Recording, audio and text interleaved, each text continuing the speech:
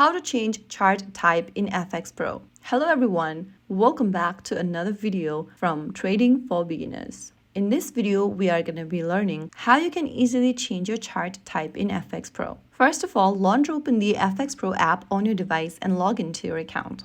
Once you're inside the home page of FxPro, go to the Trade button in the bottom center and select one of the trading pair you want to open up the chart page for.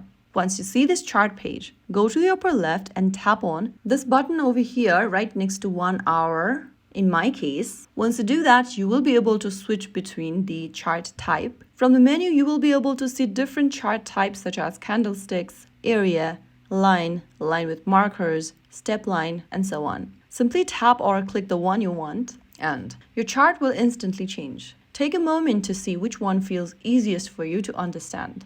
If you're just starting with trading, you can go with candles option. They give you the most useful information once you get used to them. Try switching between chart types while watching the same asset. It helps you learn faster and understand price movements from different perspectives. If you found the video helpful, don't forget to like, share, and subscribe to our channel. I will be back again in the next video. Thank you for watching.